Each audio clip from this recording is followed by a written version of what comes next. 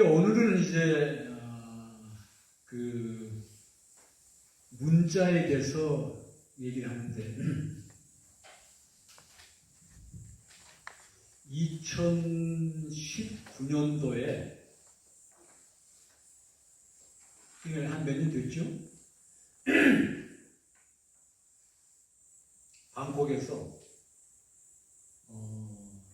세계 올림픽 문자 대회가 있었어요. 처음 시작한 것은 2009년도였고 세계 올림픽 문자 대회 2009년도, 그 다음에 10년 만에 2019년도에 세계 올림픽 문자 대회 두 번 있죠. 10년 만에 한 번씩. 그럼 앞으로는 이제 10년 후면은 2029년이 되겠네. 그리고 또 그 다음에 이제 세계 올림픽 문자 대회는 2039년이 되고. 근데 2009년도에 참가한 팀들이 16나라에 있어요. 16나라 가운데서 우리나라 문자가 세계적으로 1위를 했습니다. 1위를. 그 다음에 10년이 지나고 난 다음에 2019년도에 세계 올림픽 문자대회 방콕에서 했는데 그때는 이제 27개국 나라가 동참을 했어요. 근데 역시 10년 후에 세계 올림픽 문자대회 할 때도 역시 우리 한글이 세계적으로 1위가 됐습니다. 요즘 보면은 우리 민족의 어떤 그 담겨진 문화의 어떤 흔적들이라고 할까? 요즘 어떻든 1위를 하는 것이 굉장히 많이 있어요. 물론 안 좋은 것도 1위 한 것도 있지만, 그래서 그 세계에서 가장 아름다운 음악이 1위 된 거는 우리나라 아리랑에 있고, 그 다음에 일반적으로 이제 먹는 음식, 그 영양가 많고 맛있는 거, 역시 우리나라 비빔밥이 또 1위를 했어요.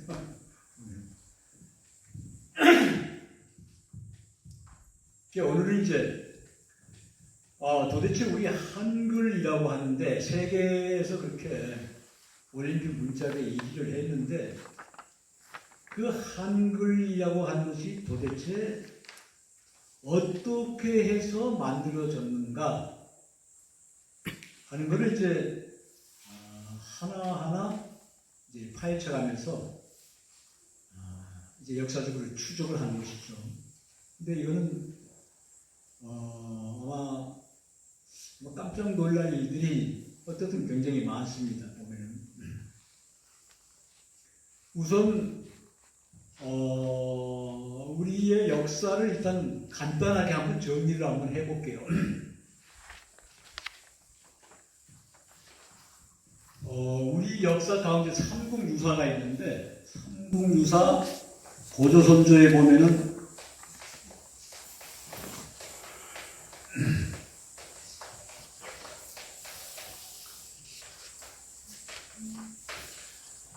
그 성유환국이라고 하는 게 나옵니다. 그게 다시 말해서 아주 옛적에 한 나라가 있었다. 한국이라고 할 때 한 나라가 있었다고 하는 그 기록이 있어요. 근데 그 한 나라가 있었다고 하는 그 기록이 삼국유사뿐 아니라 다른 고서에도 나오는 것을 최근에 이제 많이 이제 밝혀졌죠. 근데 그 역사적으로 우리가 보면은 연구를 좀 많이 해야 될 것 같아요. 우선 그러면 한 나라의 역사가 몇 년간 이어졌느냐 할 때 기록으로 3301년간 이어졌다고 그랬어요. 한 나라의 역사가. 그러면서 어떠한 내용이 있느냐면 한 나라의 역사는 3301년이고 그리고 혹 63,182년이라고 하더라. 그럼 여기서 아무리 그렇지만 한 나라의 역사가 63,182년이라고 하는 것은 우리가 좀 믿을 수 없는 거죠. 그런데 3,301년이라고 하는 그 기록은 우리가 어느 정도 이제 신빙성을 갖고 있죠. 근데 63,182년이라고 하는 그 숫자는 도대체 어떻게 나온 것이냐 하면은 이건 이제 3,301년간 요게 이게 한 나라의 역사입니다. 그러면 63,182년은 여기서 여기까지 63,182년. 근데 이 지점이 어디냐 이거예요. 이 지점이 어디서부터 계산해 가지고서 63,182년이냐. 그러니까 한 나라의 역사는 3,301년이고 그리고 63,182년이라고 하는 것은 우리가 살고 있는 지구, 태양계, 이게 다시 말해서 우주의 선리는 이렇습니다. 이제 달이 동주자전하면서 지구를 공전하고 있고 그게 같이 묶어져 가지고서 자전하면서 태양을 공전하고 있고 또 역시 태양계가 자전하면서 어떠한 별을 중심으로 해서 공존하고 있고 그 별은 이제 은하계에 있는 별이죠. 그러면 은하계 전체도 자전하면서 초은하계를 공존하고 있고 그 다음에 초은하계 전체도 자전하면서 우주 본계를 공존하고 있고 이게 계속 엮어서 가는 거예요.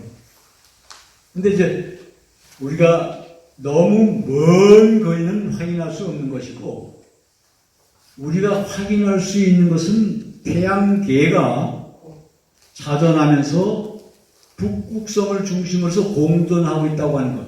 이건 이제 우리가 이제 확인할 수 있는 거죠. 근데 이걸 보통 이제 역사학계라든가 이제 그 사람들 이제 우주력이라고 하는데 이것은 우주력이 아니라 은하력. 그러니까 태양계가 북극성을 중심으로 해서 은하계에 있는 한 바퀴 공전하는 그 기간은 이제 129,600년인데 그 129,600년 안에 그 동지가 있을 때 동지. 그 동지가 시작이란 말이에요. 우리도 역시 우리가 현재 쓰고 있는 책력도 시작은 동지고 그리고 모든 것이 드러나는 것을 이제 보통 이제 우리는 음력 1월 2일 또는 이제 입춘이라고 하죠. 어떻든 기운의 시작은 동지에서부터 시작이에요. 그러면 태양계가 자전하면서 공존하는 그 주기에 동지에서부터 시작해서 한 나라가 멸망하기까지 여기에 동지입니다. 동지. 이 지점이 동지라는 거예요. 우리가 얘기하고 있는 태양계가 자전하면서 공존하고 있는데 공존하는 그 주기가 129,600년인데 동지에서부터 시작을 해가지고서 한 나라가 망할 때까지가 63,182년이에요. 그럼 결국 지금은 이제 뭐냐고 하면 이제 가을쯤 접어든 거죠. 이건 이제 기본 이제 상식적으로 이제 아는 거고, 그렇다면은, 이 한 나라가 일단 끝났어요. 3,301년이라고 하는 긴 역사가 끝났는데, 천재지변과 그 다음에 내분으로 인해가지고서 한 나라의 역사가 끝났습니다. 근데, 끝났는데 우리가 이제 고서에 나와 있는 그 기록을 보면은, 7대 임금으로 나왔어요. 7대 임금. 그 7대 임금이 3,301년이라고 하는데, 이거는 우리가 이제 한번 좀 연구해 봐야 될 것 같아. 어떻게 생각을 하냐면은 3301년이라고 하는 그 역사 속에서 7대 임금이면은 그러면 한 대의 임금이 약 한 480년. 그러면 지금부터 6천년 전, 9천년 전에 사람의 수명이 그렇게 오래 살았을까 하는 이거는 의구심이 있고, 단이 이제 뭐냐고 하면, 어쩌면 3301년이라는 그 기간 속에 오히려 더 많은 임금의 연대가 있었는데 밝혀내지 못하고 7대까지만 남아있는 것을 적은 게 아니냐.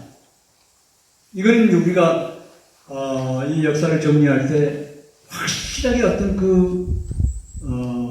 믿음이라고 할까? 이건 어떻든 좀 고개가 이제 갸우뚱거리는 거. 그러니까 일단 3301년이라고 하는 그 역사는 있었는데 과연 임금이 몇 대냐? 그게 이제 앞으로 좀 밝혀져야 될 것 같아요.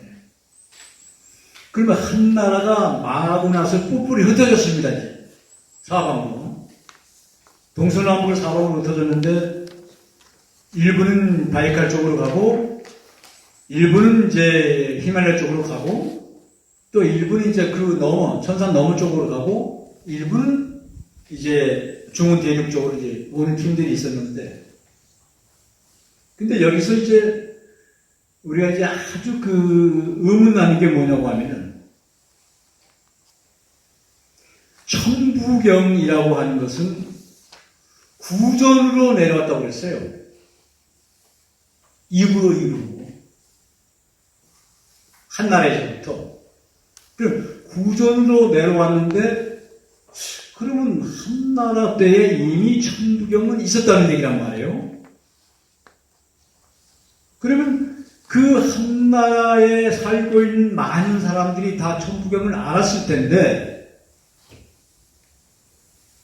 사방으로 전부 흩어진 다른 민족은 모르고 굳이 우리 민족만이 천부경을 알고 있느냐? 좀 이상하다 이거예요. 아니 한 나라 때 천부경이 있었으면 다른 사람들도 다 알았을 텐데 굳이 어떻게 해서 우리 민족만이 천부경을 그대로 구전으로 쭉 가지고 내려오면서 얘기하고 공부하고. 근데 그럴 수밖에 없다고 우리는 보고 있어요. 분명히 있었는데. 왜 그러냐면 지금도 역시 마찬가지예요. 사람들이 어떤 마음 공부라든가 그런 거 하기 위해서는 사람들이 가지고 있는 근기라고 할까? 아주 다양하잖아요. 그러니까 진리를 이해하는 어떤 깊이라고 할까? 그 깊이가 높은 사람이 있는가 하면 낮은 사람이 있고 어쩔 수 없는 거고는. 그래서 천부경은 그 당시에도 공부하고 있는 많은 사람들이 가지고 있지만은 그래도 가장 깊이가 있었지 않나. 근데 그 가장 깊이 있는 내용을 한웅을 따르는 무리들만이 깊게 공부했다. 그럼 다른 사람들은 또 다른 공부를 했을 거란 말이에요. 지금 우리가 살고 있는 세상은 똑같아요. 이게 다시 말해서 끼리끼리. 깊게 공부하는 사람들은 깊게 공부하고 좀 중간 정도 공부하는 사람들은 중간 정도 하고 낮게 공부하는 사람들은 이제 낮게 공부하고. 그런데 어떻든 그러한 공부한 내용 가운데서 천부경의 내용이 가장 깊이 있었다고 보고 있고 그 내용을 이제 한웅을 따르는 무리들이 그대로 이제 마음속에 가슴속에 이제 담고 내려온 거죠. 문자가 없었으니까 그 당시는. 그래서 동남쪽으로 두 팀이 내려옵니다. 한웅을 따르는 무리들하고 반고 가한을 따르는 무리들하고. 반고 가한이라고 하는 사람은 한웅보다는 나이는 좀 많지만은 공부한 그 방법이 한국하고 조금 다르게, 다시 말해서 어떤 그 비술, 술법, 술수, 그런 쪽으로 이제 많이 공부를 했던 사람이고. 그래도 역시 이제 끼리끼리라고 반고 가안을 따르는 무리들은 같이 그 무리들하고, 반응을 따르는 무리들은 또 같이 내려오다가 먼저 반고 가안을 따르는 무리들은 삼위산에 들어갑니다. 삼위산. 이게 지금은 이제 도남이라고 하는 그 근방이죠. 도남. 도남 근방에 삼위산이 있습니다. 우리가 직접 이제 가서 이제 확인도 해봤어요. 도남, 삼위산 다 이제. 그리고 그때 이제 그 이후로 그 삼위산에서 가장 흥했던 그 나라가 대월지국이었어요. 대월지국이 이제 근본이 되는 거지, 그러니까. 그리고 한웅을 따르는 무리들은 천부삼인. 그러니까 글자가 없었으니까, 그렇다면 천부경을 상징으로 하는 어떤 핵심이 있지 않았을까 할 때 천부삼인을 홍익인간 사람과 함께 동남쪽으로 계속 내는 거예요. 한웅을 따르던 그 무리들이. 그리고서 이제 정착을 한 게 지금 중원 대륙 서한 옆에 있는 태백산에 정착을 합니다. 근데 그 태백산에는 이미 다른 사람들이 살고 있었던 거예요.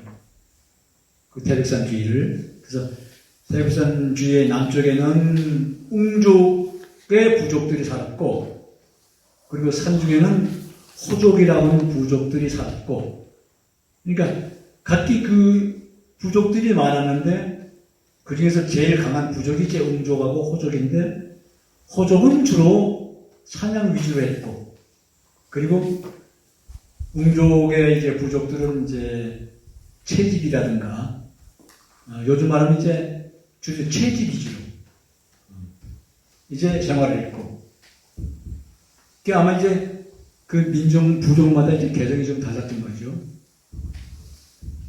그 한웅을 따르던 무리들이 일단 그 사람들하고 좀 대립이 됐을 거 아니에요? 처음 온 사람들이기 때문에. 어떻든 한웅을 따르던 무리들이 자기 가장 가까운 참모들이면 이제 보통 이제 역사적으로 삼선사령이라고 합니다. 삼선사령이라고 하는 참모들과 함께 태백산에 있는 웅족과 호족들을 많이 이제 다독거리는 거지. 다독거리면서 많은 것을 가르쳐줘요. 불을 사용하는 방법, 농사 짓는 방법, 집 짓는 방법, 여러 가지를 다 가르쳐주니까 본래 태백산에 있던 그 원주민들이 호응을 하지. 그렇게 해가지고서 어느 정도 세월이 지나고 난 다음에 거의 이제 하나가 됐습니다. 하나가 됐을 때 이제부터는 우리 전체적으로 이 모든 것을 기록을 해야 되지 않겠는가 생각을 하고서 문자를 만들기 시작해, 비로소 거기서. 근데 문자를 두 가지 만듭니다. 일반 사람들이 쉽게 배우고 느낄 수 있는 그림 문자. 그것을 이제 역사학에서는 녹도문이라고 해요. 녹도문. 그럼 녹도문은 뭐냐면 외정시대 이 녹도문을 사슴의 발자국을 보고서 글자를 만든다고 하는데, 사슴의 발자국이 아니고 사슴의 발자국 보고서 글자를 만들었다고 하면은 녹종문이지, 종문. 녹도문, 그림도자예요. 그러니까 글자를 하나하나 만들어 놓고 보니까 글자 모양이 사슴뿔 모양과 같더라는 거예요. 사슴뿔 모양과 같더라는 거예요. 그래서 독도문이라고 그랬어요. 오늘 이제 이거 하는데 지금 여기에 나와 있는 이 천부경이 녹도문입니다. 녹도문. 그 사슴뿔 모양의 그림들이 많이 있잖아요. 글씨가. 이게 녹도문이 녹도문. 요 녹도문을 이제 거북이 등이나 이제 뼈에 새겨지면 이제 그걸 갑골문이라고 하고, 돌이나 쇠에 새겨지면 이제 그 문이라고 하고, 원래 녹도문이 이게. 이 녹도문으로 천부경을 쓴 것을 몇십 년 전에 이제 결국 어느 그 유명한 학자 집안에서 나왔죠. 이제 이걸 이제 고대 이제 복사한 거예요. 이걸 이제.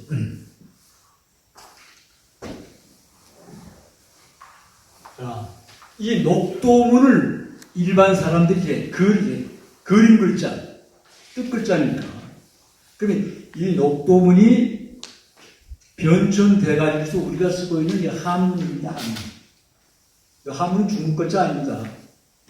이런 글자들이 변천돼가지고서 지금 한문으로 된 거예요. 그럼 결국 우리가 쓰고 있는 한문에 그건 우리 조상들이 만들었다는 거지. 중원 대륙에서 배달나라 시대에. 그리고 또 하나 제법 이제 그 국가다운 배달나라 세웠으니까 국가 안에 있는 그 황실에서만 아주 고귀하게 사용할 수 있는 글자를 만들어야 되지 않겠는가 생각하고서 녹도문을 다 만들어서 보급시키고 난 다음에 황실 안에서 비밀스럽게 아주 신비스럽게 황실 안에 모든 기록을 기록하기 위해서 글자를 만들어요. 그게 뭐냐고 하면은 한우의 무리들이 가져온 천부산인 가지고서 글자를 만든다는 거예요. 그래서 당시에 이제 그 기록을 보면은 신지라고 하는 것은 이제 직책이죠. 요즘 말하면 뭐 교육부 장관, 문화본부 장관, 신지 협덕에게 한이 이제 녹도문을 만들었으니까 황실 안에서 사용할 수 있는 아주 신비스럽고 귀한 글자를 만들어야 되지 않겠는가 이러면서 한이 땅에다 이제 그림을 그립니다. 그림을 그리는데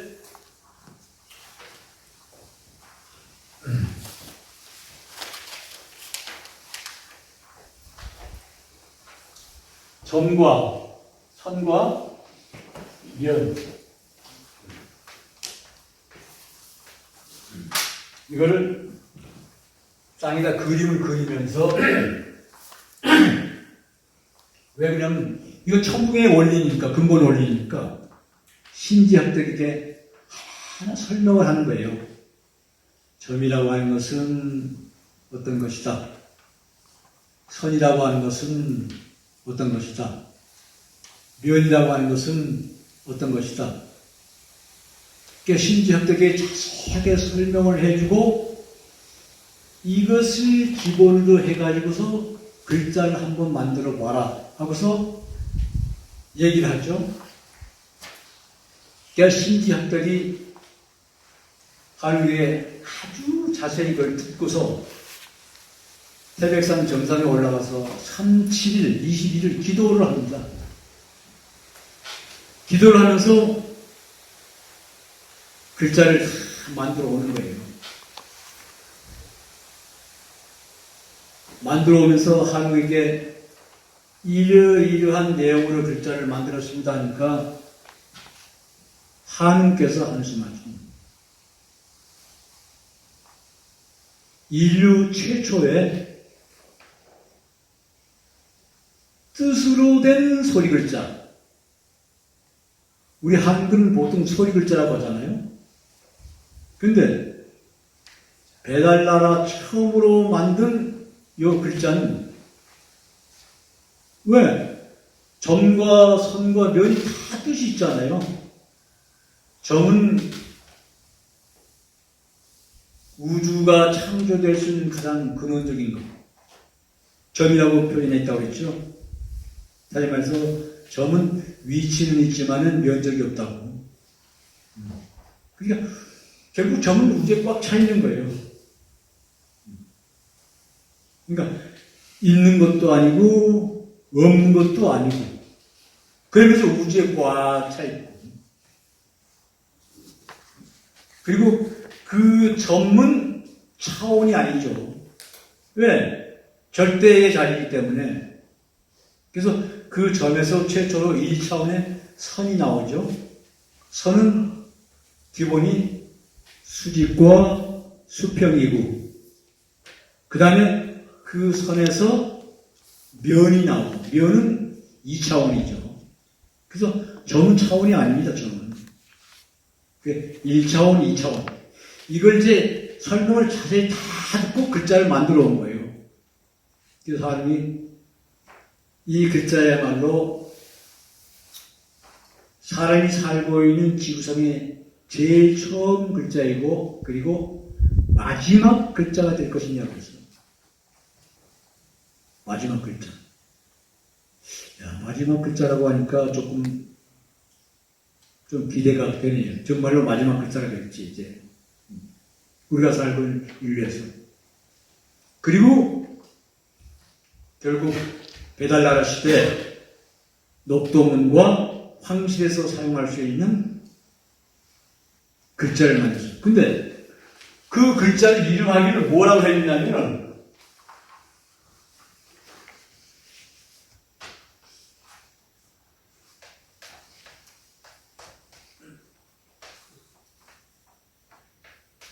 한 글자. 우리 지금 한글이라고 하잖아요. 한글. 우리 한글 공부한다고 한글이라고 하는데 한글 지금 24자라고 하잖아요.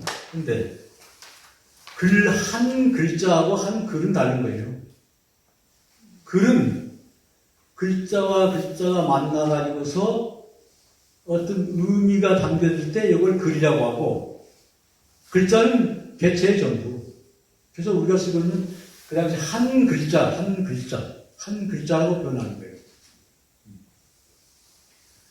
자, 일단 그 글자가 만들어진 상황은 일단 간단하게 얘기를 했고, 그 다음에 그러면 우리 한글이 만들어진 것이 어떻게 만들어졌는가? 이건 뭐냐고 하면은 이건 누가 지어낸 게 아니라 세계에서 우리나라가 역사 속에 임금이 하는 모든 하나하나 그 기록을 다 해놓은 것이 세계에서 한국이 최고예요. 그래서 세계 사람들은 정말로 놀라는 거예요. 그것을 우리는 실록이라고 하는 실록. 그래서 임금이 그 기록한 내용을 임금이 당대에서는 절대 볼 수가 없는 거예요.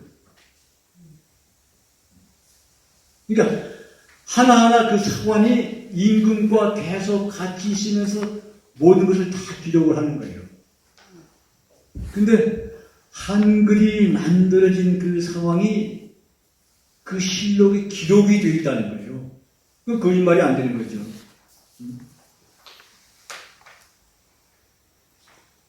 그럼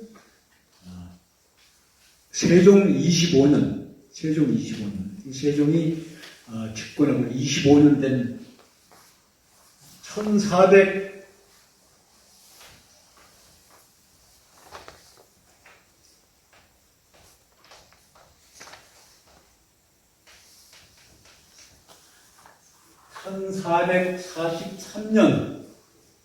세종 25년이죠. 세종 25년.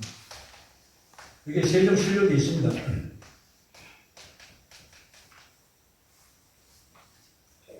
섣달 금운날에 그 음력이죠.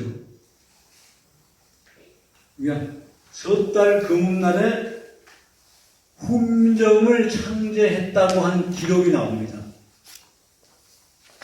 그러면서 거기에 나와 있는 실록의 기록이 어떻게 되냐면 이달에 임금님께서 친히 음문이라고 하는 훈민정음을 창제했는데 그 모양의 틀이 옛 글자를 모방을 해가지고서 만들어졌다는 그 기록이 나와요. 실록에. 그런데 그 당시 집현전이라고 하는 그 기관에는 정말 기라성 같은 어떤 그 학자들이 다 모여 있잖아요. 근데 그 집현전에서 최고의 어른이 최말이라고 하는 사람. 최고의 어른. 그러니까 임금을 보필하면서 20몇 년간을 계속 보필하면서 근데 지금 최고의 어른, 수장이죠, 수장. 최말이라고 하는 사람이 44년도 2월 20일. 그러니까 훈민정음 창제되고 나서 2달 20일밖에 안 되잖아요. 다음 해니까. 2달밖에 안 되잖아요, 2달.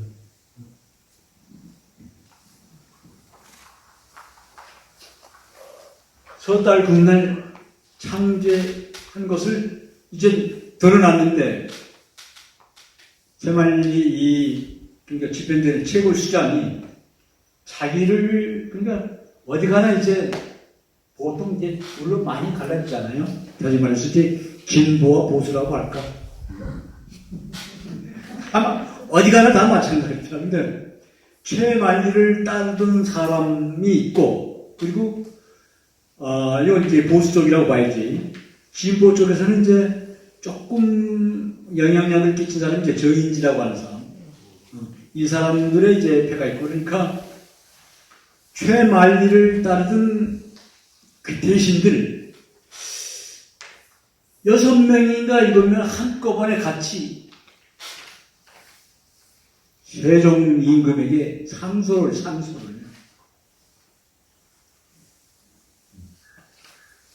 그러니까 최만리 그 양반이 그 어떻든 굉장히 그 청렴결백한 어떤 그 대신이었어요. 그러니까 상소를 가장 많이 올렸던 사람이다. 그 양반이. 그만큼 이제 강직하다고 하는 것이지. 그런데 훈민정음 창제 발표 이후 2달 만에 상소를 올린 거예요. 상소문 보면 굉장히 깁니다. 이제 한번 그 인터넷에 찾아보면 내용이 아주 굉장히 길어요. 그러면 간단하게 얘기하면 일단 임금이니까 임금님의 그 깊은 고뇌를 통해서 백성들에게 이제 글자를 가르치기 위해서 그 어물을 만드신 것은 신도 아주 정말로 깊게 이제 감축드린다고 하는데 좀 이제 그 붕 띄워놓고 그러나 하면서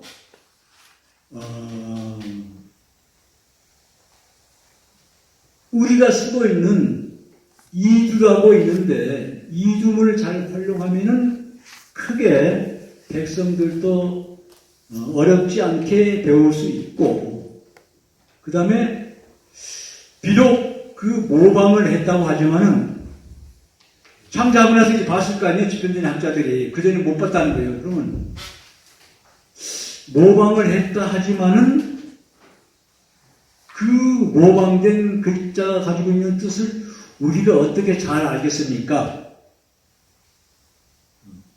그리고 앞으로 이렇게 쉬운 글자를 만약에 전국 백성들이 다 사용하게 되면은 우리가 지금 국가의 어떤 그 특별한 철학으로 삼고 있는 성리학이라고 하는 것이 앞으로는 결국 전혀 길을 펴지 못할 것입니다.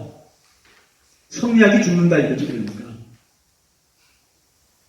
조선의 어떤 그 학문의 기틀을 삼고 있는 그 성리학이 만약에 새로운 글자를 만들어가지고 한다면 그 성리학이 앞으로 힘을 못 쓸 것이다. 그럼 기강이 흐려진다 이거지. 근데 우리가 볼 때는 물론 그런 것도 있겠지. 근데 우리가 볼 때는 훈민정음이 1443년에 저달 군들 갑자기 발표하고 나니까 깜짝 놀란 거예요. 왜? 그러니까 이 한글에 대한 연구와 의논은 집현전에서 하지 않았다는 거예요. 아니, 집현전의 최고의 수장이 최만인데, 아니, 조금이라도 있으면 다 알았을 텐데, 전혀 몰랐다는 거예요. 결국 뭐냐면은, 세종은 집현전의 학자들과 한글을 만드는 작업을 했지만은, 집현전 내에서는 일체의 비밀이 없다는 거예요. 그러니까, 집현전의 최고의 수장하고 그 밑에 대신들이 모르는 거예요. 그러니까 이거는 그래도 집현전이 최고의 수장인데 자기를 모를 정도로 비밀이 냈으면 이건 너무하지 않느냐. 약간 그 좀 분한 느낌도 있지. 그러니까 이제 대왕이 또 거기에 대해서 또 차근차근 또 얘기를 하죠, 이제. 이것은 분명히 모든 백성들이 쉽게 배울 수 있는 다 어떤 그 글자다. 다시 또 이제 상수 올리고. 그래서 최만리하고 그 같은 파들이지. 파들 그 얘는 전부 감옥에 집어넣어버려요. 그 집어넣고 하루 만에 그 다음날 다 풀어주지. 다 풀어주고 난 다음에 최만리는 그리고 나서 이제 사직서를 씁니다. 사직서를 쓰고 결국 떠나죠. 그러니까 떠나는 곳이 이제 그 한양. 지금도 그 서울역 부근 그 중구 말동. 그 말동이 최만리 그 양반이 살았던 거지. 떠나고 나서 너무나 다시 말해서 억장이 막히고 저가 있는지, 그 다음에 세상을 떠나버려요. 1444년. 그러니까 자기가 그런 일이 있고 난 다음에 사직서 내고 그 다음에 세상 떠나죠. 세상 떠나고 난 다음에는 이제 그래도 가장 그아주 힘을 쓸 수 있는 사람이 이제 정인지, 고려사를 쓴 정인지라고 하는 사람이었고. 자, 그러면은 여기서 1443년에 이제 창제를 하고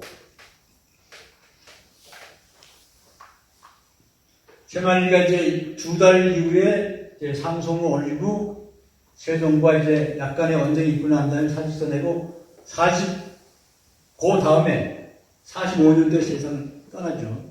그리고 46년도에 훈민정음 반포를 합니다. 반포. 그러니까 세종 28년 되겠네.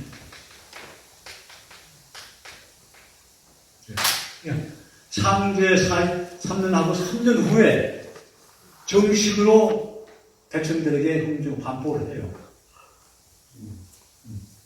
그럼 반포를 하고 있는 이 3년이라고 하는 기간에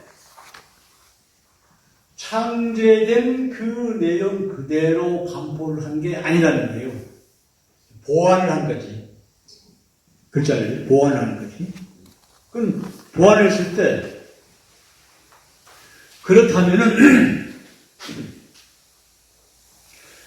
도대체 세종은 누구와 더불어 함께 남몰래 한글을 만들기 위해서 크게 고심하고 했느냐?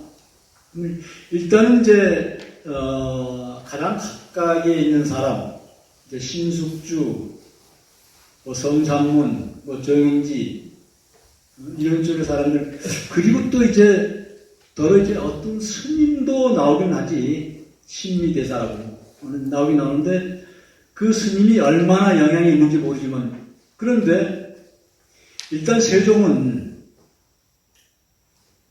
이미 어려서부터 우리의 옛 역사책들을 많이 봤어요. 그 본책 내용 안에 옛날에 우리 조상들이 썼던 문자가 있었다고는 그 기록을 본 거예요. 그게 본격적으로 이제 나이는 들고 건강도 별로 안 좋고 하니까 이제 내 필생 이 작업 해놓고 내가 세상을 떠나겠다고 굳은 결심을 하는 거예요. 굳은 결심을 하고서 42년도에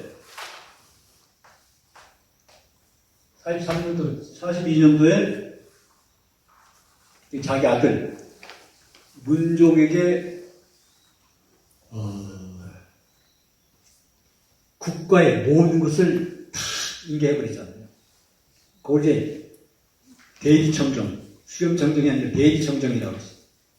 그러면서 일단 다 넘겨버리고 홀가분하게 42년서부터 본격적으로 한글 만드는 작업을 하는데, 창제하고 나서 요 3년이라고 하는 기간에 끊임없이 연구를 합니다. 이때 세종실록 기록이 어떻게 나오냐면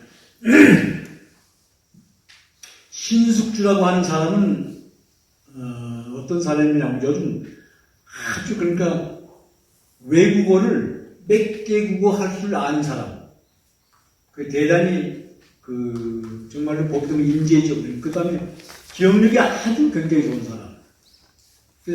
가장 가까우게 신숙주를 이제 일단 데리고 있었죠. 신숙주하고 성삼문, 그 다음에 손수상, 그 다음에 그 의대인들을 함께 창제되고 난 이후에 본격적으로 우리 문자가 있는 곳을 흔적을 찾아라. 참 특본해오라. 그러면서 명나라의 의문학자 한일막사 황찬이라고 하는 사람이 요동에 망명 와 있는데 그 사람에게 가서 음운에 대해서 조금 여쭙고 많이 배우라 하는 그런 기록이 지금 있죠. 그래서 13번 다녀왔다고 하는 그 기록이 있어요. 그럼 여기서 일단 황찬한테 간 것만큼은 틀림이 없다고 보였지. 그러니까 한 번 내지 한 두 번, 그리고 나머지는 요동, 만주벌판, 우리 조상들이 살았던 그거 다 뒤지고 그 다음에 고소책들을 찾기 시작한 거예요. 그 신하들 시켜가지고서.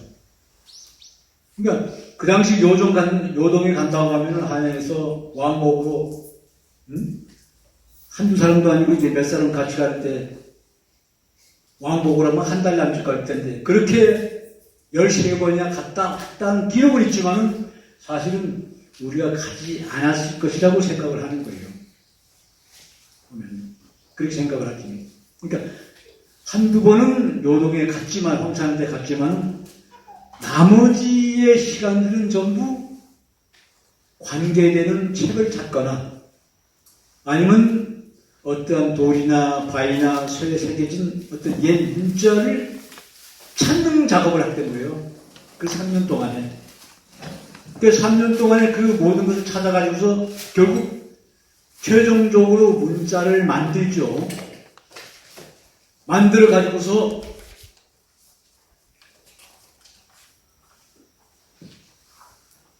(1446년도) 9월달에 모든 백성들에게 반포를 합니다. 모든 반포는? 그게 몇 자이냐면은 28자잖아요. 28자. 28자 다 알잖아요. 그럼 여기서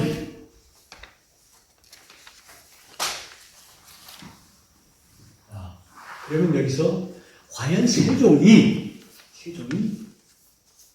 어떠한 책을 봤을까? 우리 문자에 공개된 거.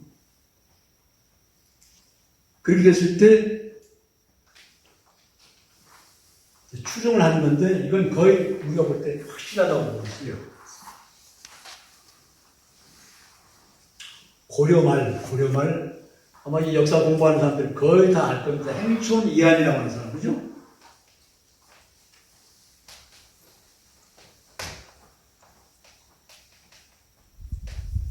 이 사람은 고려 충렬왕 때부터 공민왕까지 6대 임금을 모셨던 사람이에요. 그리고 요즘 직책으로 말하면은 이제 비서실장도 했고, 그 다음에 육군 참모총장, 그 다음에 국무총리도 다 했던 사람이에요. 굉장히 실력 있고 능력 있는 사람이지, 이 사람이 보면. 그런데 자기 말년에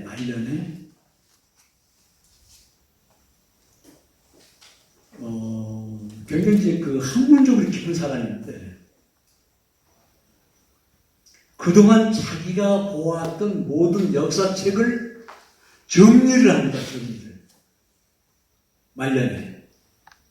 그래서 그 정리를 해가지고서 나온 책이 단군세기라고 하는 단군세기. 이거는 보면 이제 요즘 한강고기 안에 나옵니다. 여기 단군세기. 단군세기라고 하는 책. 자기 세상 돌아가시기 전에 1년 전에 모든 것을 정리해요. 그게 이제 1363년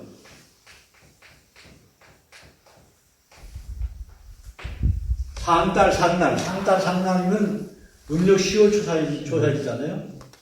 그러니까 배달나라가 세워졌다고 하는 그 기록을 보고 단군세기를 전부 만들어서 상달 산날 1363년도 상달 산날에 책을 완결합니다.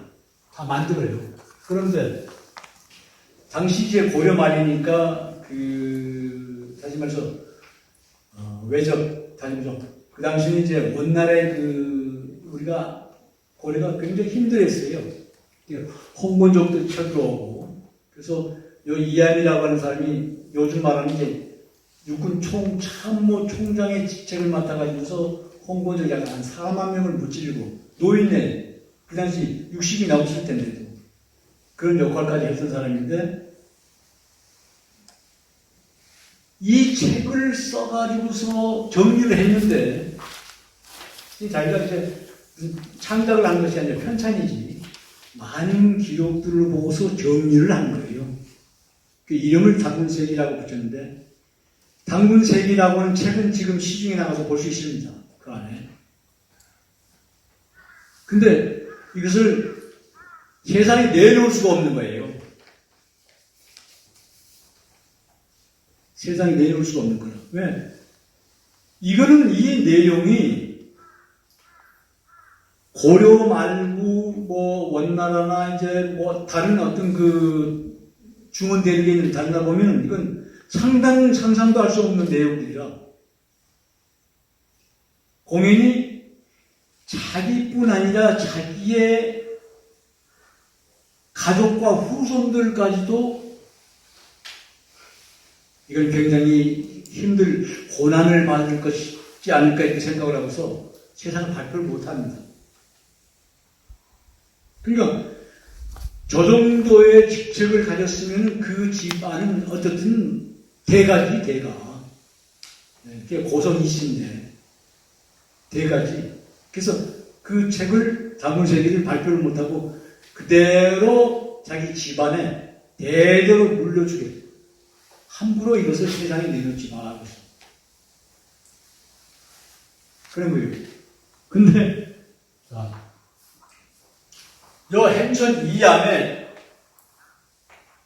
바로 아들이 있어, 아들이 이강이라고 합니다. 이강도 이제 그 과거를 급제하고 여러 이제 벼슬 했는데 일찍 죽어요. 30대 일찍 죽어버려요. 근데 요 이강의 외동 아들이 있어요. 외동 아들이. 요 이원이라고 하는 사람. 이원. 요 이원이라고 하는 사람이 큰 벼슬을 하면서 세종의 세자 시절에 스승이 돼요. 이 이원이라고 하는 사람이. 스승이 돼요. 그러면 이 단군세기가 이강의 집안을 내려오고 이원의 집안을 그대로 내려왔다는 거예요. 그랬을 때 세종이 문자에 대해서 굉장히 고민하고 많은 것을 옆에서 모시면서 본 거예요. 좌의정도 하면서. 높은 직책이 있었지. 그러면서 우리가 추측한데 이 이원이라고 하는 사람이 자기 집안 대대로 내려온 단군세기를 세종에게 분명히 보여줬을 것이다. 이 생각을 하고 있지. 그 내용. 그럼 왜 단군세기 안에 보면은 단군조선 제3대 가륵 임금 때 문자가 만들었다고 하는 그 기록이 나와서 문자가 그대로 나옵니다, 지금. 그러니까 거기에 있는 문자를 다 봤다는 거예요. 세종이 분명히. 그래서 이거 이상하다. 근데 한꺼번에 너무 알 수가 없잖아. 그래서 본격적으로 이것을 연구하기 위해서 집현전에 자기 학자들 따로 작업을 하는 거야. 집현전 안에서 하나. 따로 작업을 해. 그런데 요 이원의 아들이 이지라고 하는 사람이야.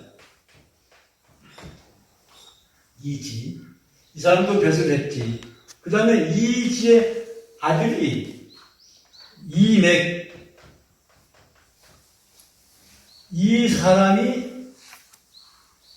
이식당이라고 호를 가지고 있는 사람인데, 그러면 뭐냐면, 다시 말해서, 행촌 이암의 현손이지, 현손. 이맥이라고, 일식당 이맥이. 이거 일식당. 그럼, 요 이맥 일식당이라고 하는 사람이 하여튼 이 집안은 대대로 내려오면서 특히 우리나라 옛날 고대사 역사 문제에 대해서 아주 투철한 정신을 가지고 있었고, 그리고 정리해가지고서 책을 내놓은 게 태백일사라고 하는 책입니다. 여기 한단곡이 아닐까요? 그런데 태백일사 안에도 보면은 단군조선 3대 가륵시대에 문자를 만들었다고 하는 그 내용이 있고, 그 문자가 그대로 똑같이 수록되어 있어. 그러니까 자기 할아버지가 쓴 단군세기 안에 있는 내용과 문자가 자기가 태백일사를 정리한 그 내용이 같은 문자가 그대로 있다는 거예요. 그러니까 다시 말해서 이 식당 이맥은 자기 할아버지가 그대로 쭉 내려온 책을 보면서 그 안에 있는 내용을 봤겠지, 이제. 그럼 여기서 우리가 확실하게 보면 이 이원이라고 하는 이 사람이 세종에게 단군세기라고 하는 책을 보여주면서 그 안에 있는 내용에 문자가 그려져 있는 것을 보여줬다 이거지. 그때부터 본격적으로 연구를 하기 시작한 거예요. 집현전 학자들. 그러면 이제 그 당시 사용했던 문자를 한번 적어보고서 그 세종실록에 기록된 걸 보면 이제 훈민정음 반포 할 때 서문을 쓰자 서문. 근데 뭐 최만일가 계속해서 있었으면 어쩌면 그 양반이 서문을 썼을지 모르지만은 정인지라고 하는 사람이 훈민정음 반포에 서문을 썼어요. 정인지가. 그 서문에 보면은 역시 거기에 분명한 내용이 나오죠. 진이님께서 백성들을 위해서 28자의 훈민정음을 반포를 했는데 글자 모양이 옛 전자를 따가지고서 만들었다고 그 기록이 훈민정음 반포 서문에도 이제 분명히 나옵니다. 그걸 보면. 자, 지금 이제 칠판에 있는 이 그림은 뭐냐고 하면은 단군 행촌 이안이 쓴 편찬한 단군세기와 이 조선왕조 연산군 때 이제 그러니까 손자의 손자인 이십당 이맥이다본 그 양반은 뭐냐면 우리로 말하면 요즘 그 도서관장 그 나라의 도서관장을 했어요. 그러니까 책을 많이 봤지. 그 사람이 정리한 태백일사 안에도 요 문자의 그림이 나옵니다. 그 책에. 그러면서 기록에 단군조선 3대 임금 가르고왕 때 이 신화를 시켜가지고서 글자를 만들라 했다 했는데 근데 저는 이 글자를 보면서 세종이 글자를 만든 때하고 똑같은 상황이구나 하는 것을 느꼈어요. 왜 그러냐면 아까 분명히 얘기했잖아요. 한웅이 신지혁덕에게 천부삼일의 그건 정과 선과 면 이걸 가지고서 글자를 만들라고 했단 말이에요. 그러면 이걸 가지고서 글자를 만들었는데 그 글자들이 황실로 쭉 이어져 오면서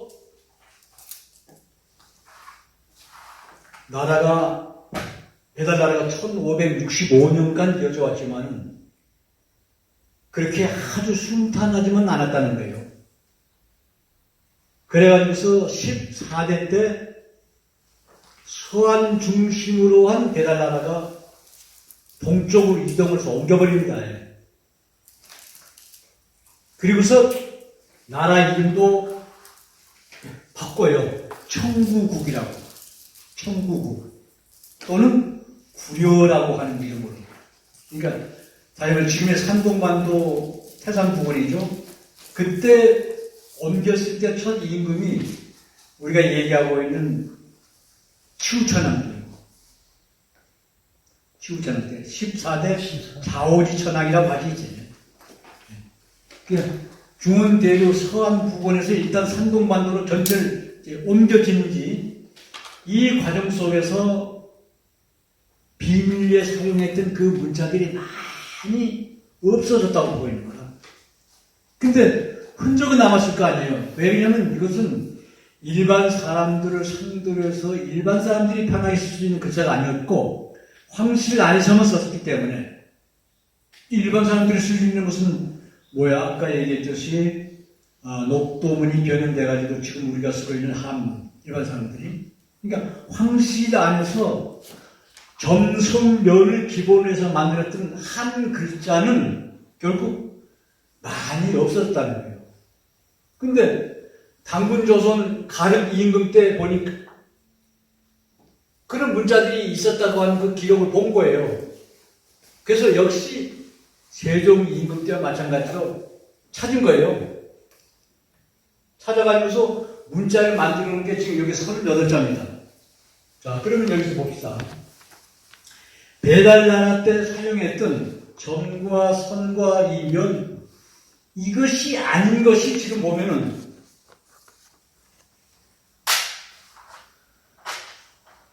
자, 이것도 아니죠?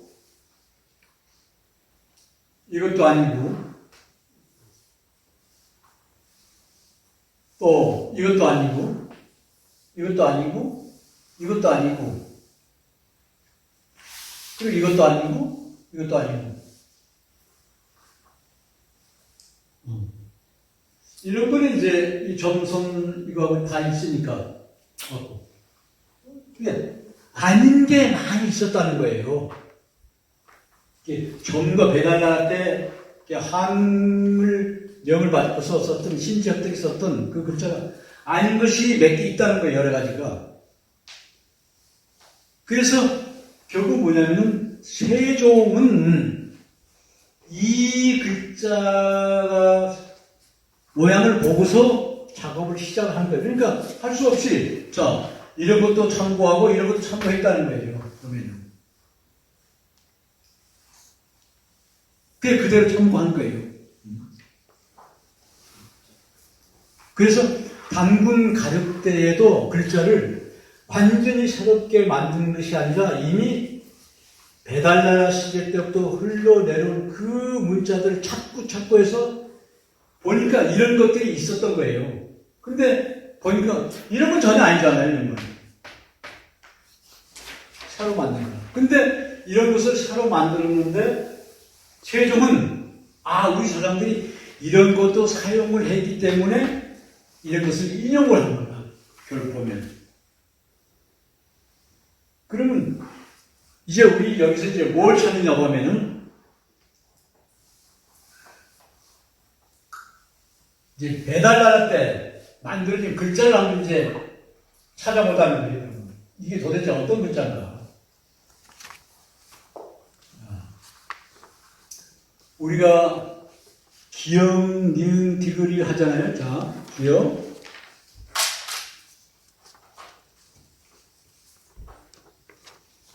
기역, 니은, 디귿.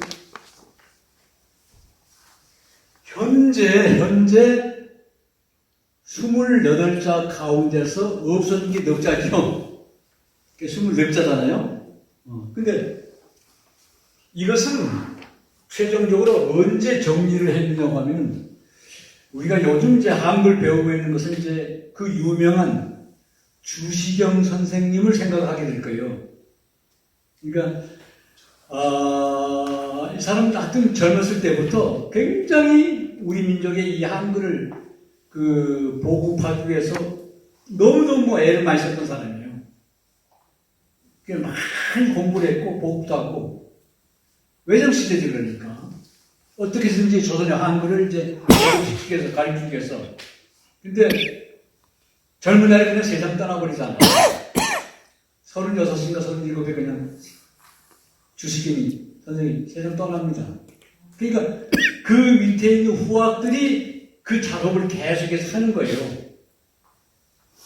그래가지고서 해방되기 이전에 1993년도 아니 1933년도 여기서 한글 통일 모음 문자라고 해가지고서 발표를 합니다. 이때 발표를 하면서 넉 자가 없어지죠. 세모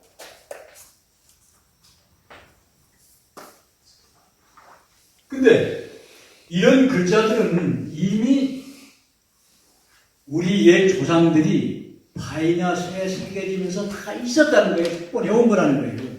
새로 만든 것이 아니라.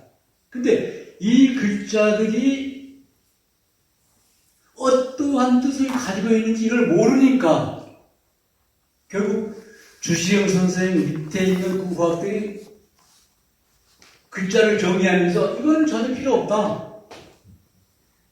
정리해버린 거예요. 이게 도밀 우리 한글. 그리고서 24자로 정리가 됐잖아요. 자, 그러면 우리 조상들이 여기 1933년에 이제 조상들이 자 리을이자 리을은 요게 리을. 지금 우리 조상들은 점, 세모, 이응, 그 다음에 이건 그때 이건 아래앗, 그 다음에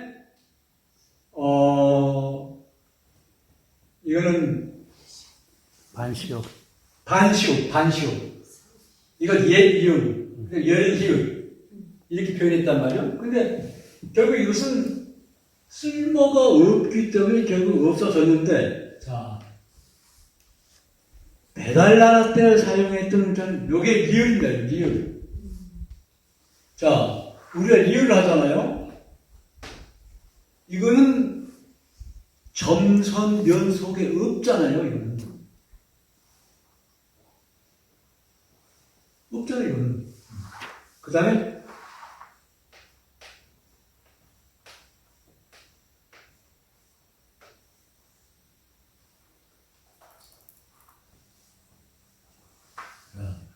요게 하나, 둘, 셋, 넷, 다섯, 여섯, 일곱, 여덟. 요게 보통 소리. 그러면 봅시다. 이것은 방에서 나왔죠, 방. 그렇죠? 네모에서 나왔잖아요, 네모. 떼구. 니은은 왜 떼구? 디귿은 빼구. 이것은 사람이라고 했죠. 생명. 미우. 비읍, 요게 비읍이에요. 위에 떼고. 시옷은 삼각형 여기 밑에 떼고. 그 다음에 이응. 요게 보통 소리. 요게 8자입니다, 8자. 배달나가는 자, 8자. 그 다음에 된소리자, 된소리. 우리가 보통 이제 쌍기읍, 쌍시읍 이런 거 하잖아요. 그러면 지금 우리 배달나라 시대에 만들었던 글자 중에서 이런 것들은 다 의미 있는데 이 점 이거는 문자가 아니라는 거예요. 이건 문자가 아니잖아요. 왜? 점은 위치만 있고 면적이 없다는 거예요. 그래서 결국 우주 창조의 근본 원리를 기원해서 배달할 때 하는 건 점으로. 근데 이건 뭐냐면 이미 한 나라에서 내려올 때 천부경의 기본 원리인 천부산리를 가지고 왔다고 하는 거예요. 그러면 자, 된소리를 찾아봅시다. 된소리. 자, 입구,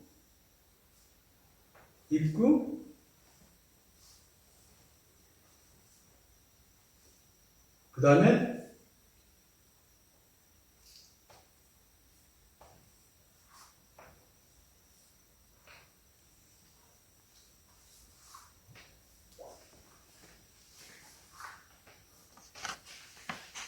하나, 둘, 셋, 넷, 다섯, 여섯, 일곱이죠. 7장. 자, 어떻게 했냐면, 된소리는 점만 찍는 거예요. 점만 찍으면 무조건 된소리 나오는 거예요. 이거 너무 쉽잖아. 그냥 위에다 점 하나 찍으면 된소리야.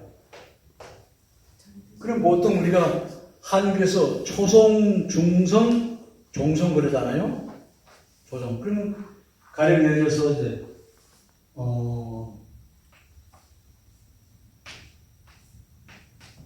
곰자를 썼다고 합시다. 그러면 요거는 초성이란 말이에요. 요건 중성이고, 요건 종성이고. 초성, 중성, 종성.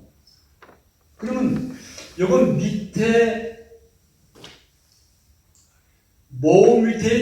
모음 밑에 있는 자음이란 말이에요. 그러면 여기서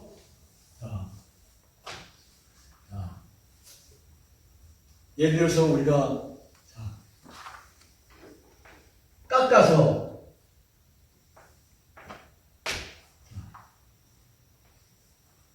지금 요즘 말하는 깎아서 한다고 합시다. 이렇게 깎아서 그러면 밑에 있는 종성에 있는 자음에는 밑에다 점을 찍는 거야. 밑에다가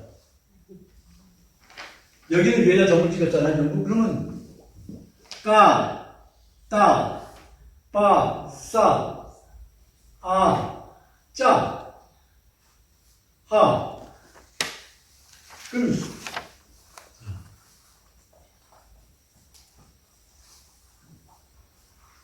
여기서 이제 하나 아주 하고서 그 다음에 요거는 이제 된 소리, 보통 소리, 그러면 센 소리.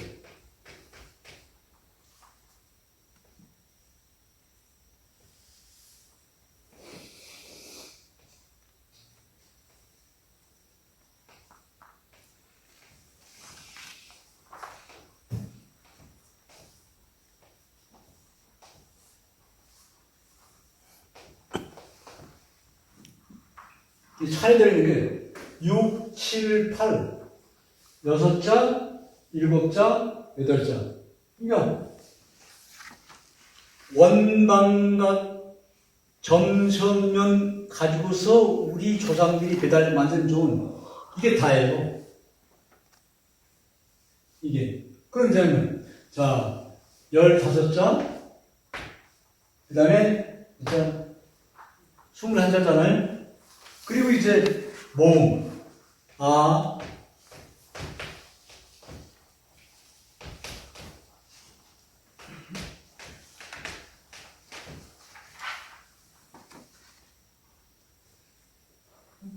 아야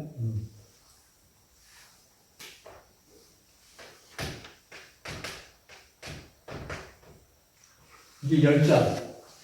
그러면 우리 조상님들이 만든 글자는 전부 31자라는 거예요.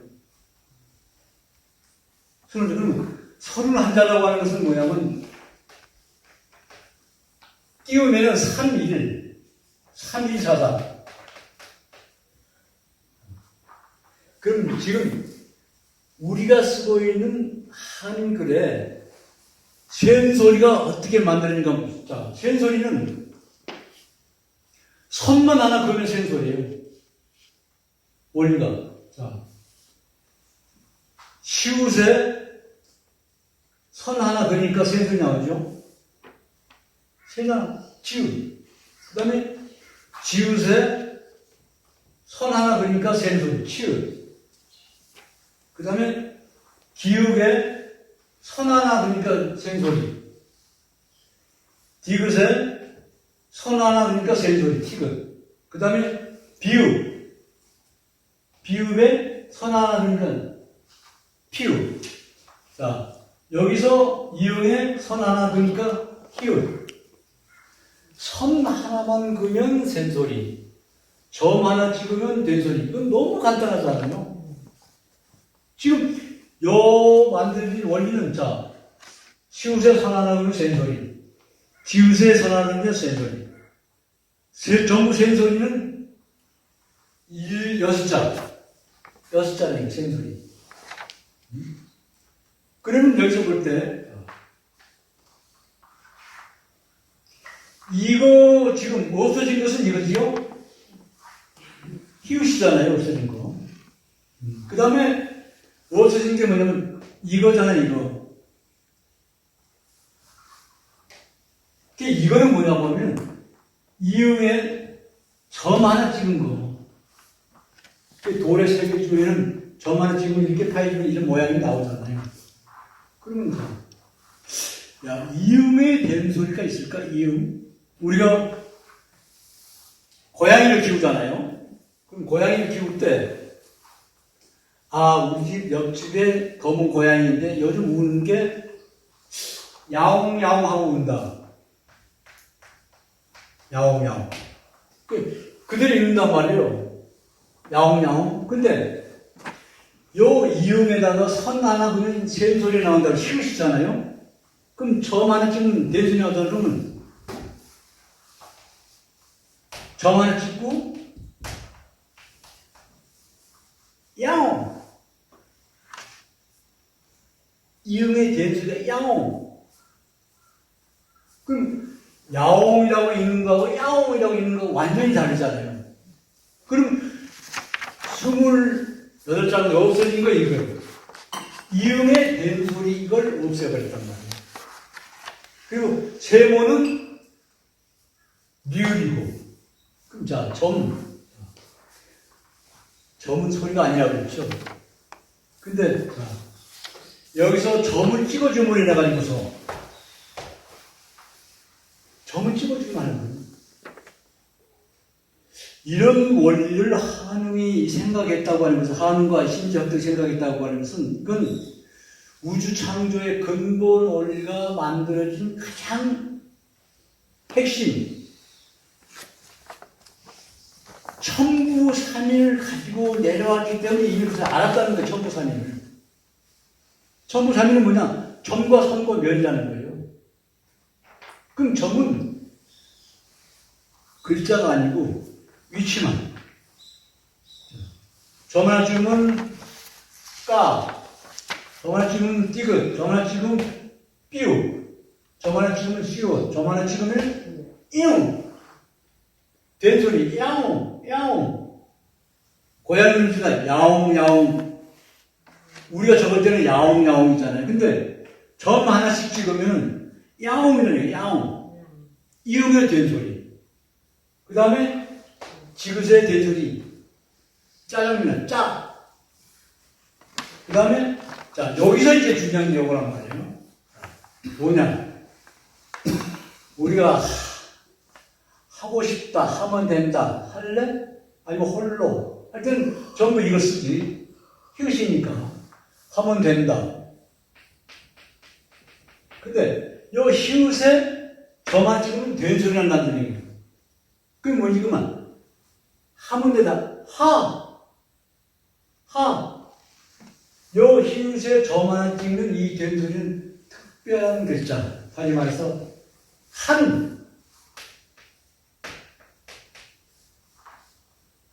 진리를 상징할 때 우리 조상들은 명사를 한자고 그랬고 동사를 아자고 그랬잖아요.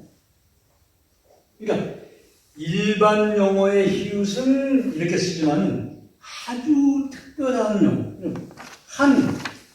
아니면 해. 하늘 쓰면 이렇게 쓰면 안 됩니다. 여기 점을 찍어야 돼요. 하늘. 일반 보통은 이 히읗을 하는데 특별히 고유명사 할 때는 해, 하늘, 한물, 하나님 할 때는 전부 여기에 점을 찍으니까 그냥 하나님이 아니라 하나님. 하늘이 아니라 하늘. 점 하나 찍으면은 된소리. 선 하나 그으면은 젠소리. 이건 너무 그냥 간단하잖아요. 그리고, 자, 지금 여기 있는 이 선 한자가 점과 선과 면 밖에 있는 거 아무 찾아보세요. 없잖아요. 천부삼인 안에 다 들었죠. 천부삼인 안에. 천부삼인 밖에 있는 건 아무 없잖아. 이거는. 그러면서 앞으로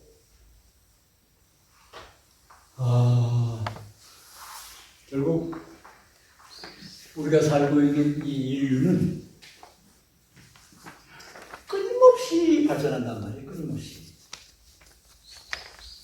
그렇게 됐을 때 우리 세계 모든 음악 하는 사람들은 이 음표가 전부 통일됐죠? 통일됐잖아. 뭐 미국 가수냐 일본 가수냐 어디든 다 마찬가지란 말이에요. 그 다음에 이제 교통 신호 이런 것도 거의 통일됐을 거예요. 뭐 빨간불, 파란불 이런 거. 그럼 결국 앞으로 인류는 언어는 통일될 수 없지만은 글자는 통일될 수밖에 없어요. 글자는. 언어는 그 민족의 어떤 그 고유이기 때문에 사실 통일될 수는 없단 말이에요. 근데 글자는 표현하는 거란 말이에요. 적어서. 그럼 이렇게 됐을 때 뭐냐면 지금 2019년도에 세계 올림픽 문자대에서 지금 우리가 쓰고 있는 한글이 이겠잖아요. 그러면 배달나라 때 만든 이 한 글자를 만약에 거기에 낸다고 하면은 그 문자 하는 사람들은 기절해버릴 거예요. 어떻게 하면 세상에 이런 글자가 있느냐. 그러면 결국 앞으로 인류는 글자는 반드시 통일돼요. 근데 글자가 통일된다고 하는 것을 생각을 하고 수십 년 전에 어디더라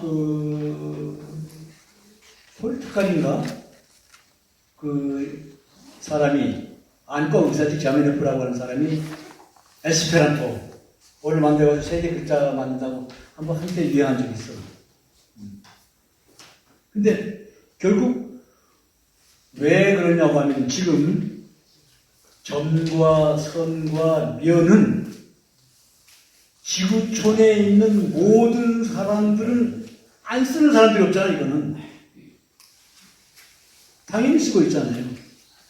그 다음에 점과 선을 다시 말해서 면의 기본은 원방각이면서 천지인의 상징이란 말이에요. 그럼 이러한 얘기를 하면서 글자를 배울 때 뭘 배우느냐? 글자를 배우기 시작할 때부터 우주 창조 원리를 배운다는 거예요. 그리고 이 점이라고 하는 것은 우리만이 아는 것이 아니라 지금 우리가 살고 있는 지구촌에 있는 모든 사람들은 그건 다 알잖아요. 기하학에서 점은 어떤 위치를 차지한다고 하는 거. 그는 절대성의 자리, 절대성. 그 절대성의 자리를 말로나 글자 말고 하나의 상징적으로 표현한다고 하면 점이라고 하는 이것은 세계 모든 수학자, 기하학, 과학자들이 다 인정을 해준다는 거예요. 그럼 여기서 보면 다른 글자와 달리 요 한 글자는 가로, 세로, 필요에 따라서 얼마든지 쓸 수 있다는 거예요. 얼마든지. 그리고 너무나 과학적이고, 그 다음에 쓰기 쉽고, 배우기 쉽고, 그리고 철학적이고, 또 하나는 뭐냐고 하면은, 그러니까, 이것만 생각해. 6, 7, 8. 보통소리 8자, 된소리 7자, 센소리 6자. 이거 말고는 없어요. 6, 7, 8. 그 다음에 모음 10자. 전부 31자. 그럼 여기서 봅시다. 지금 이거는 뭐냐고 하면은 우리가 이건 배달나라 사람이 만든 글자니까 배달나라 사람들이 가지고 있는 소리를 낼 수 있는 이 구조에 맞춘 거잖아요. 그럼 다른 나라 사람들은 우리보다도 특별한 소리를 낼 수 있다는 거예요. 그러면 여기서 만들면 돼요. 가령 얘기해서 리을이다. 우리 랄랄랄라 하는데 여기에 특별히 낼 수 있는 소리들, 그럼 저만 찍으면 돼요. 된소리 내고 싶으면. 그럼 그 사람들이 쓸 수 있는 글자를 창조한다는 거예요. 요건 기본이고.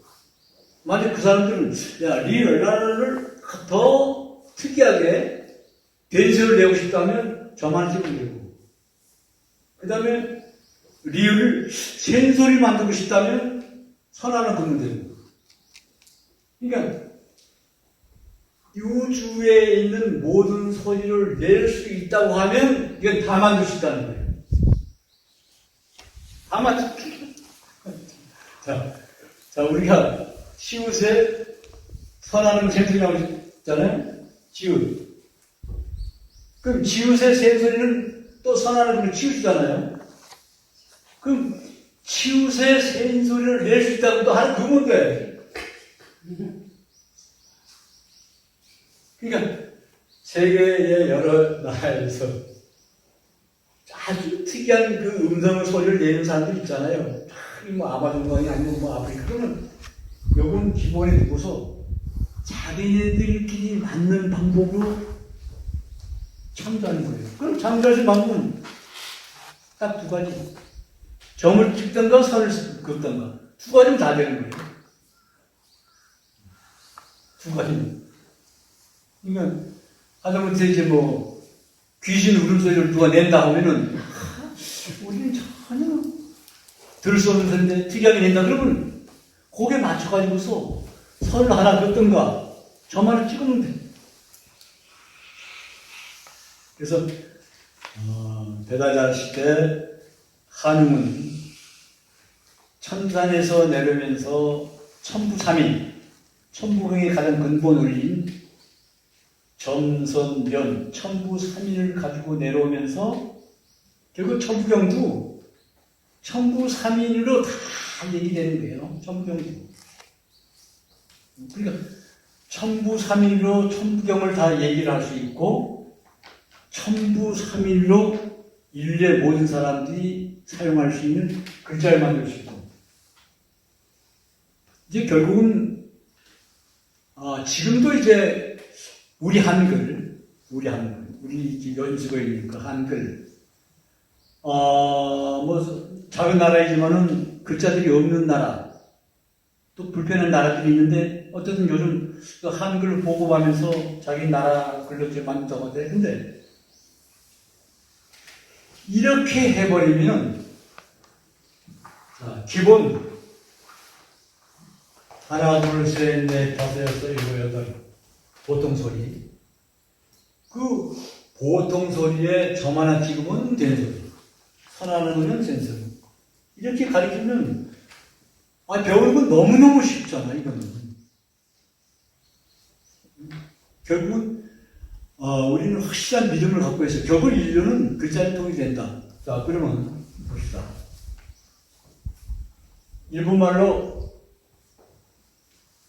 그러니까 자기네가 쓰고 있는 말을 그대로 쓰는 거예요. 아버지가 뭐예요? 일본말로. 아버지. 응? 일본말로 아버지가 뭐야? 오가사. 오가사. 어떠? 타사요, 어떠? 엄마는? 오가사. 엄마? 오가사. 아버지? 오토산? 오가사. 그러면 자기네 엄마를 오가양이라고 한다. 그러면 오하고 찍으면 되잖아. 저만 찍고.